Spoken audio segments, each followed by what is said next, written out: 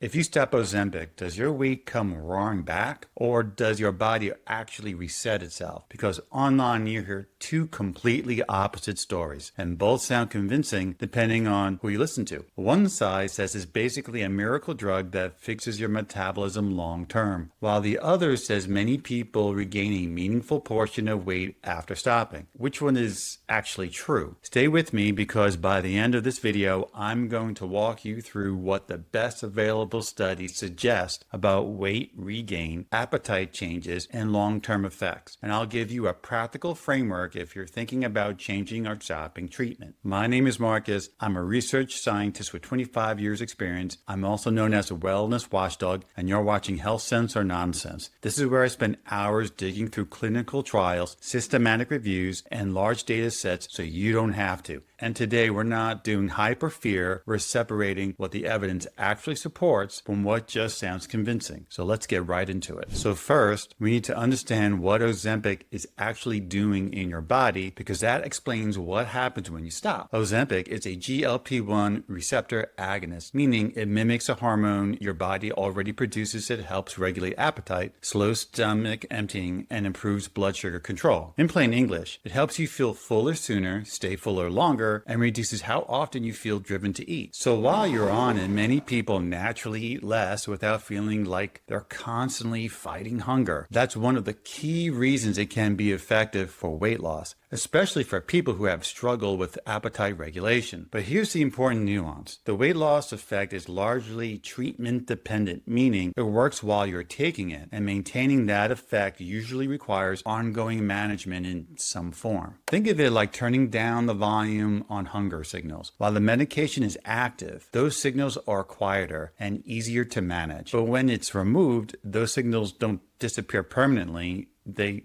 tend to come back. Many people describe this as a return of food noise, meaning more frequent thoughts about eating. That's not a formal scientific term, but it's a useful way to describe the experience. Now let's talk about what actually happens when you stop, using real data instead of guesswork. Some of the strongest evidence comes from follow-up studies of clinical trials. In the Step 1 extension, participants who stopped semaglutide regained about 2/3 of the weight they had lost over the following year, and many of the metabolic improvements moved back toward their prior baseline. That sounds dramatic, but it's important to interpret it correctly. This does not mean everyone regains all the weight, and it does not mean outcomes are identical across all individuals. More recent analyses and modeling suggest that while regain is common, it often slows over time and may plateau rather than continuing indefinitely. On average, people tend to retain some portion of their weight loss rather than returning fully to baseline. So a more accurate way to say it is this: many people regain a meaningful portion of the lost weight after stopping, especially if no maintenance plan is in place, but a full rebound is not inevitable. This is where homeostasis comes in.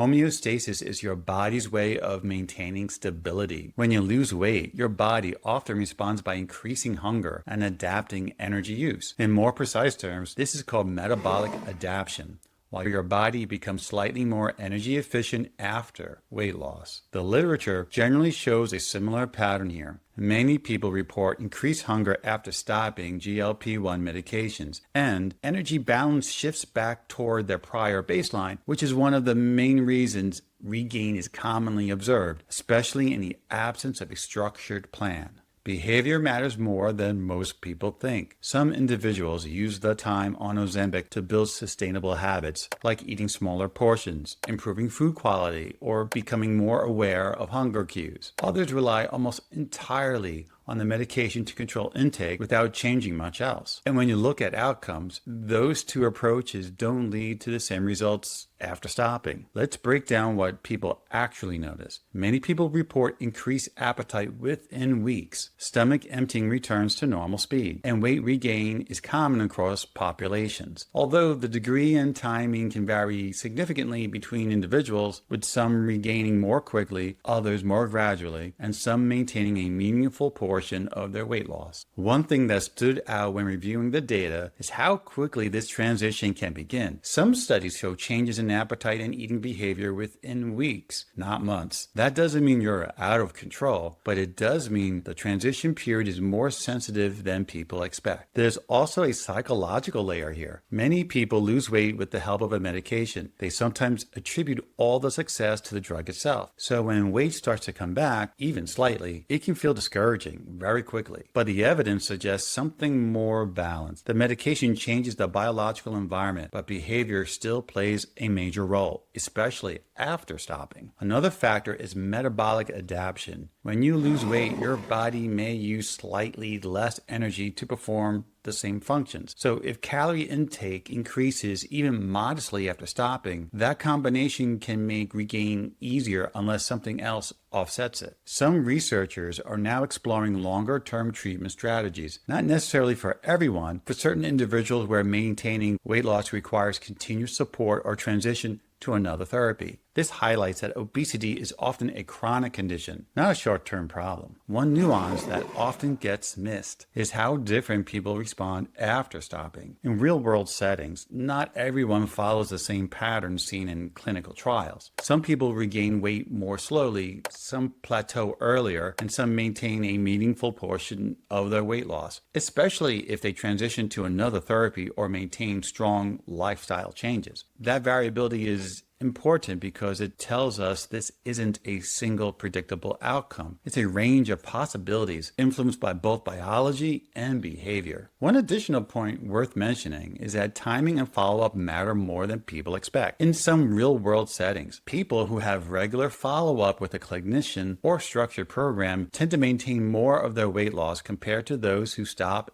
and are left to manage things on their own. That doesn't mean you need constant supervision, but it does suggest that having some level of accountability or structure can make a measurable difference. Even simple things like periodic check-ins, tracking trends over time, instead of day-to-day changes, and adjusting your plan as needed can help stabilize progress and prevent small changes from turning into large setbacks. Another piece of the puzzle is how long someone was on the medication and how much weight they lost. Larger weight losses are often followed by a stronger compensatory biological response, meaning the body may push harder to regain weight. That doesn't mean regain is guaranteed, but it can make maintenance more challenging without a plan. There's also another question of what happens if nothing replaces the medication. In many cases, people simply stop and don't implement a structured plan, and that's where regain is more likely. But in clinical practice, some people transition to other medication, structured nutrition plan, or ongoing behavioral support. That's one reason newer real-world data show more variation than earlier trials. Sleep and stress also play a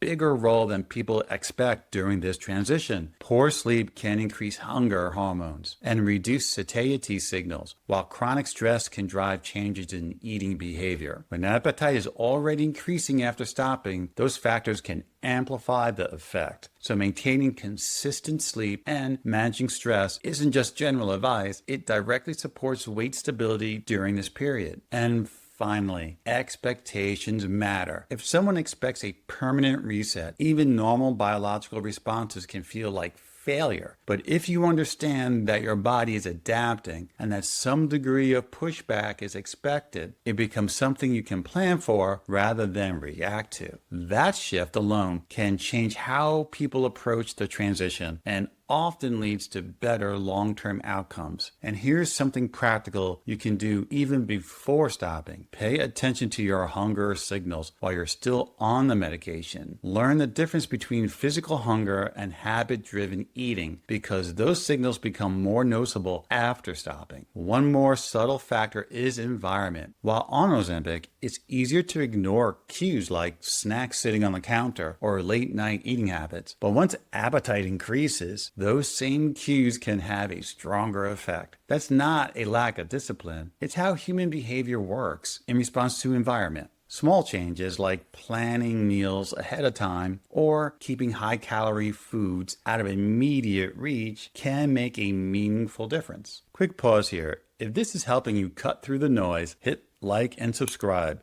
so more people see evidence-based information instead of the extremes. And just to be clear, this video is for educational purposes only and not medical advice. Any decision to change or stop a prescription medication should be made with your clinician who is managing your care, especially for conditions like obesity or diabetes. Now let's talk about something that often gets overlooked but can make a big difference: muscle mass. Many people lose weight, especially quickly. They often lose a combination of fat and muscle. Muscle is important because it helps support your metabolic rate, meaning how many calories your body burns at rest. If muscle loss isn't addressed, it can make maintaining weight loss more challenging after stopping. If you're thinking about changing or stopping Ozempic, here's a practical framework. Don't make changes without a plan. Prioritize protein intake. Include resistance training. Build consistent routines around meals, sleep,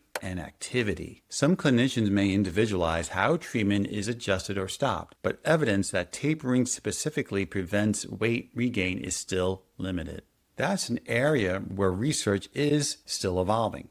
And here's the bottom line. Ozempic can help drive weight loss while you're taking it, but it usually does not create a permanent reset by itself. When you stop, your body often shifts back towards its prior baseline, but that outcome is not all or nothing. Weight regain is common, but variable, and often partial rather than complete. And the habits you build during treatment play a major role in what happens next. Quick reminder. This is educational information only, not personalized medical advice. So always talk with your healthcare provider before making medication decisions. My name is Marcus. This is Health Sense or Nonsense, and I'm the Wellness Watchdog. Wellness Watchdog out.